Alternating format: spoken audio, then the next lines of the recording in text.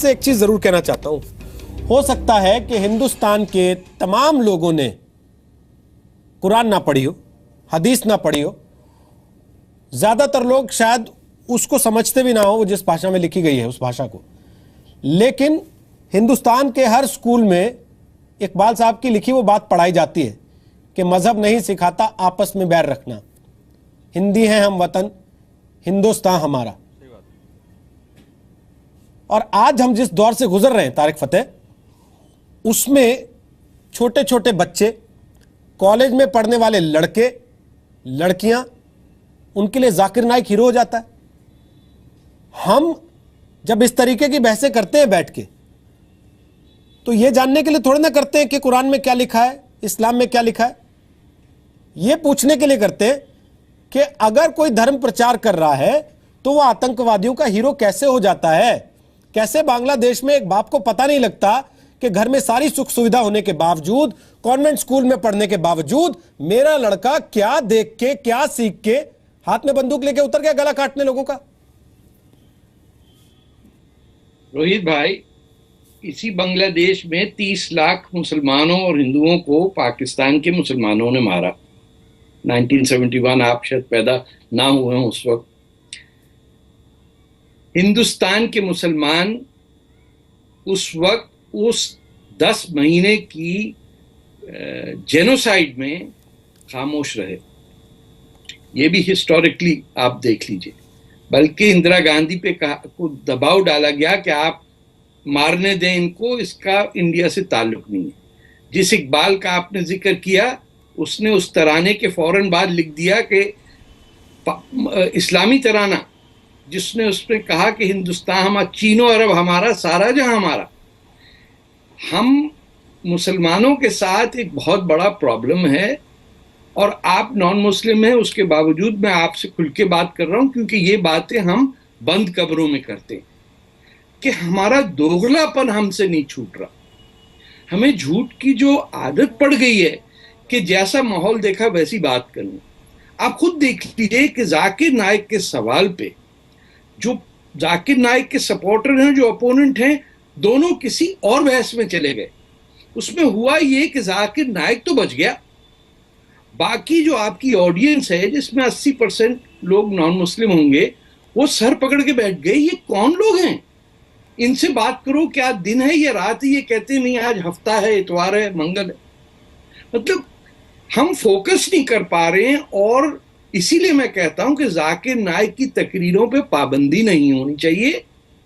हिंदुस्तान में वो मुसलमान जो दानिश्वर हैं, जो मौलाना लोग नहीं हैं, जिनका मस्जिदों से ताल्लुक नहीं है, जिन्होंने जंग आजादी लड़ी, जिन्होंने मुस्लिम लीग को वोट नहीं दिया, वो लोग सामने आए। वो जो सेक्युलर लिबरल डेमोक्रेसी में बिलीव करते हैं, चाहे वो मजहब के अंदर हैं या बाहर है, मुझे उससे कोई ताल्लुक नहीं है। चाहे वो जावेद अख्तर हैं, सलीम अहमद हैं, तुफैल अहमद हैं, बेतहाशा मुसलमान है हिंदुस्तान का, जिसके हाथ तो बांध दिए हैं आपने कि भाई तू बोला तो फलाना कानून लग जाएगा एंटी मुस्लिम हेट पे।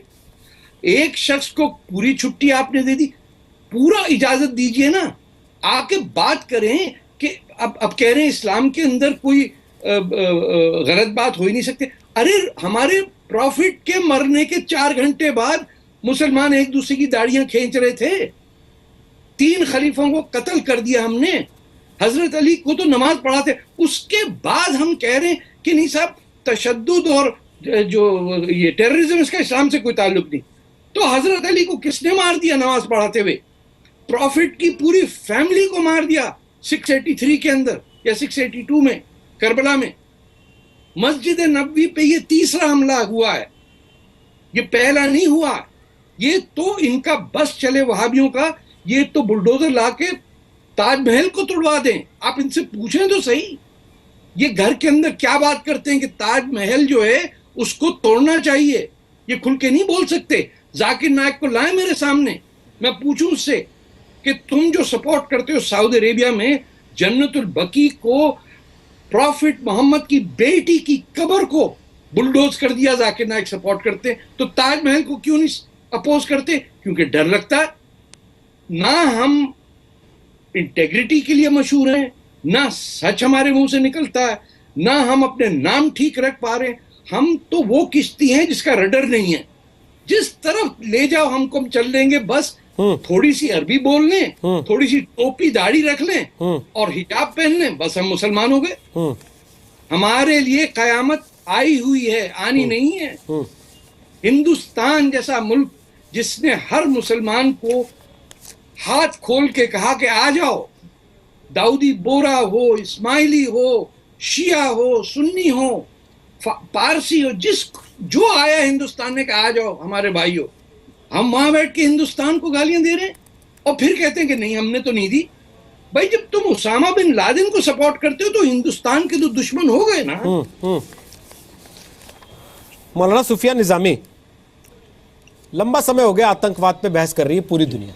अक्सर हम भी टीवी पे बैठते हैं, इस चीज को लेके बैठते हैं। एक तरफ के मुसलमान कहते हैं तारक फतेह सच्चा मुसलमान नहीं है, इसलिए इसको मत बुलाया करो, इसकी बात हम नहीं सुनना चाहते। फिर बहस आगे बढ़ती है तो एक आदमी कह देता है ISIS वाले तो सच्चे मुसलमान नहीं है, इस्लाम का नाम बदनाम करने के लिए उन्होंने इस्लाम का नाम रख लिया आगे। फिर कोई कह देता है बोको हराम सच्चे मुसलमान नहीं है, फिर कोई कहता है हमास सच्चा मुसलमान नहीं है, फिर कोई कह देता है जो ये उल्टे सीधे फतवे देते हैं ये सच्चे मुसलमान नहीं है, फिर कह देता है कोई कि अलकायदा मुसलमान नहीं है सच्चा, फिर कोई कहता है कि तालिबान वाले सच्चे मुसलमान नहीं है, फिर हिजबुल्लाह वाले सच्चे मुसलमान नहीं है, फिर लश्कर तैयबा वाले सच्चे मुसलमान नहीं है, फिर सिमी वाले सच्चे मुसलमान नहीं है, जैशे मोहम्मद वाले सच्चे मुसलमान नहीं है, दाऊद इब्राहिम सच्चा मुसलमान नहीं है, अबू सलेम गैंग के लोग सच्चे मुसलमान नहीं है, मुंबई आज़ाद मैदान में जो हमला कर रहे थे पाकिस्तान का झंडा लहरा के वो सच्चे मुसलमान नहीं है, संसद पे हमला करने वाले सच्चे मुसलमान नहीं है। सर सच्चे मुसलमान कौन है? आप उन लोगों को सामने क्यों नहीं करते? बार बार यही लोग क्यों सामने आते हैं जो सच्चे नहीं है? जो कुरान और हदीस की सही तालीमात को ठेठ ठेठ देखिए उस पर अमल कर रहे हैं वो सच्चे मुसलमान हैं, और जो लोग इस्लाम की तालीमात के खिलाफ अमल कर रहे हैं जी देखिए जाहिर सी बात है कि उसको मुसलमान नहीं कहा जा सकता है। बोलिए मौलाना सुफिया निजामी, कट गया उनका संपर्क, बोलिए।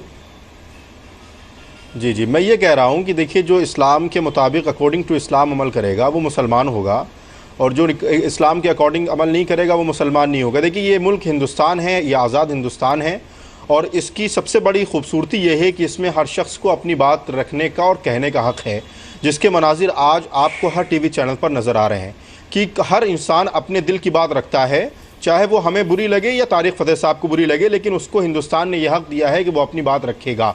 मैं यहाँ पर वहाबीज़्म को सपोर्ट करने नहीं बैठा हूँ या वहाबी विचारधारा को सपोर्ट करने नहीं बैठा हूँ, मैं सिर्फ इस बात को सपोर्ट करने बैठा हूँ कि अगर किसी के करोड़ों फॉलोवर्स हैं और उनमें से वो एक भी किसी पर गलत बयानी कर दे, गलत इल्ज़ाम लगा दे, तो इसका कतई तौर पर मतलब ये कैसे हो जाता है कि वो आतंकवादी हो गया। आपने देखा होगा पुलिस इन्वेस्टिगेशन में 10-10 साल, 8-8 साल और 12-12, 15-15 साल लोग जेल में बंद रहते हैं। आप तमाम लोग उसको आतंकवादी कहते हैं, लेकिन कोर्ट का फैसला यह आता है कि वो आतंकवादी नहीं है, तब उसके सामने क्या होता है? तो आप जिसको आतंकवादी कहेंगे वो आतंकवादी कैसे हो जाएगा? आप उस पर कार्रवाई कीजिए, आप इन्वेस्टिगेशन लगाइए, NIA है उस पर काम करेगी। आप पर किसी ने कोई इल्जाम लगाया और वो इल्जाम साबित नहीं हुआ, उससे पहले आपने उसको आतंकवादी करार दे दिया गया। और फिर बोलना चाहता हूं, उसके बाद ये होगा कि आप जिसको आतंकवादी कहें हम भी उसको आतंकवादी कहने लगे तो आप खुश हो जाएंगे। आप अगर जिसको आतंकवादी कह रहे हैं आतंकवादी तो बात की बात है, आतंकवाद क्या है हम तो यही नहीं डिसाइड कर पाए आज तक। हमारे यहाँ तो आज तक यही बात कह के भाग रहे हैं, आतंकवाद का धर्म नहीं होता। आप डिसाइड करिए साहब, हमने डिसाइड कर लिया है। आप डिसाइड करिए, हमने उसको डिसाइड कर लिया है कि जिसने किसी शख्स का नाहक कत्ल किया, खून बहाया, वो आतंकवादी है। मन क़तल नफ्सन बिगैर नफ्सिन औ फसादिन फिल अर्द, वो आतंकवादी है। अरबी मत सुनाइए जी सर, अरबी मत सुनाइए प्लीज। मैं आपसे कह रहा हूं, है कि नहीं? आप क्या आप मुसलमान हैं, मैं समझता हूं कि आप मुसलमान हैं। ये कुरान की आयत है मेरे भाई, ये अरबी नहीं है, मैं कुरान की आयत है। I need to comment please. हाँ सर, मैं आ रहा हूं आपके पास। फिरोज जी, तारिक पूरा कीजिए, फिर मैं फिरोज के पास जा रहा हूं। बोलिए तारिक साहब। सलमान रुश्दी को क्या बुलाने के लिए तैयार हैं आप? आप जो जमहूरियत की बात करते हैं, क्या हिंदुस्तान में उसको तो आप डिफेंड कर रहे हैं कि वो तकरीर करे, जाकिर नाइक, और उसी मुल्क में पैदा हुआ सलमान रुश्दी को कह रहे हैं कि उसको वो आए तो हम कत्ल कर देंगे। आप आज कहें टीवी पे तमाम उलमा मैं बिल्कुल ये नहीं कह रहा हूं, मैं बिल्कुल ये नहीं कह रहा हूं कि अगर वो दोषी है तो उस पर सजा ना हो, उसको पर कोई ना कार्रवाई ना हो, मैं बिल्कुल ये नहीं कह रहा हूं। लेकिन मैं ये कह रहा हूं कि इतनी जल्दी किसी शख्स के मुतालिक फैसला लेना और उसको बिल्कुलिया आतंकवादी कह देना, मैं इसके सख्त खिलाफ हूं। 2012 में यूपीए की सरकार ने बैन लगा दिया पीस टीवी पर भारत में, यानी कि अब से 4 साल पहले भी हमें पता था कि जाकिर नाइक की बातों से जहर फैल रहा है। सर, मैं यहाँ पे बैठा हूँ उन माँ बाप की आत्मा के लिए जिनका बच्चा, उन्हें पता भी नहीं लगता कब लोन वुल्फ अटैक मोड में चला जाता है यूट्यूब पे या टीवी पे किसी के भाषण सुनते हुए या किसी सेमिनार में जाके सुनते हुए, और अचानक एक दिन अपने बच्चे की फोटो देखते हैं वो अखबार में, तब उन्हें पता लगता है कि उनका बेटा आतंकवादी बन गया था। मैं उनके लिए बैठ के ये प्रोग्राम कर रहा हूं सर।